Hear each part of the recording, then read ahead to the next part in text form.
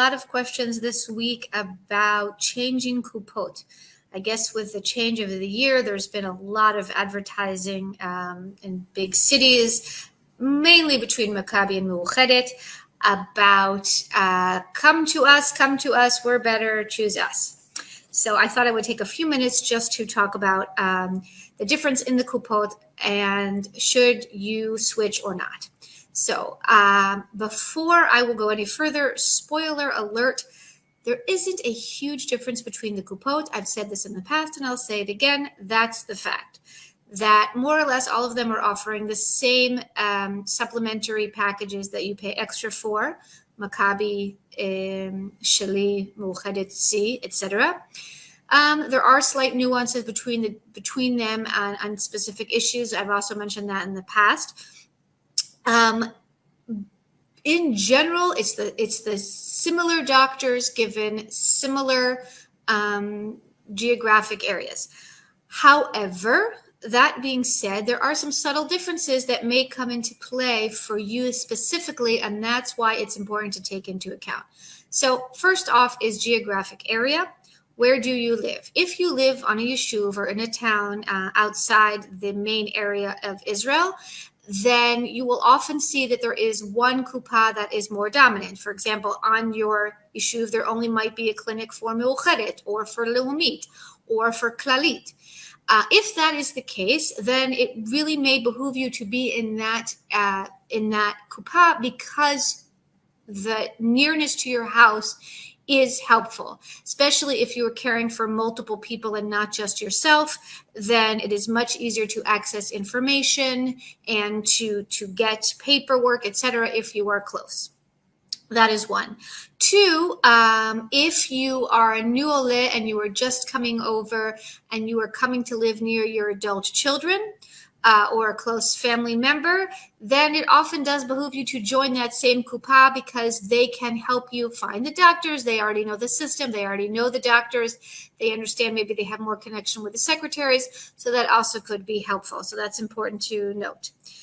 Three is, do you have a specific medical condition and there happens to be only one expert or a specific expert who takes one kupah? For example, a couple of years ago, I had a client who had a serious type of genetic heart illness, a certain type of cardiomyopathy, and the one expert who in the country worked through Tel Shomer, through Sheba Hospital, but he also happened to see patients through Clalit.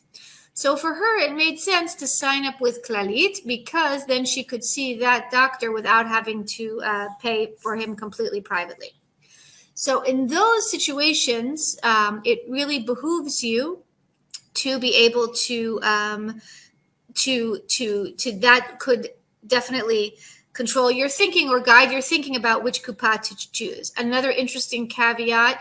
Right now, Meuhedet is the only kupah that if you have Meuhedet C, you can pay a reduced fee, a copay of a couple of thousand shekels if you want to freeze your eggs if you were a woman, not for medical reasons. So not because you're going through chemotherapy, which is covered by the kupah, but because you want to freeze your eggs in case, because currently you're not getting pregnant, but you might choose to get pregnant later on and you want to have the option if perhaps you're going to have trouble with fertility in the future.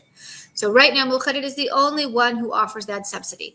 So those are examples of very specific reasons where you would choose one kupah or the other. Other than that, there isn't a huge difference and there isn't a huge impetus to change or not change. If you want to make a change for those reasons or because you're unhappy with the area, with your kupah and you want one closer to your area or etc., so you can change. You can change every quarter. It's the calendar quarter. Remember, as we said, the quarter starts January 1st, ends March 31st, begins April 1st, etc. So you need to change by the middle of the second month of the quarter. I would recommend the first month if you can. You can change online through Bituach Leumi, and then you have to wait till the end of the quarter, and then you are automatically transferred over. All of your information is supposed to be transferred over.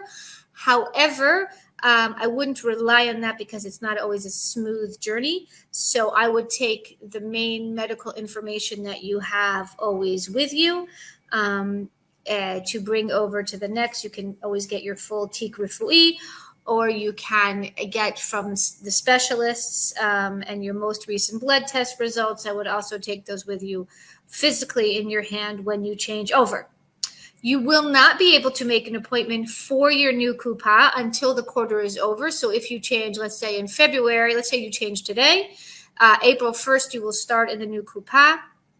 And that means you won't be able to make an appointment in the new Kupah on April 1st. So I hope that explains to you a little bit more, changing, not changing. As always, if you've got any questions, please put them in the comments below or send me a private message.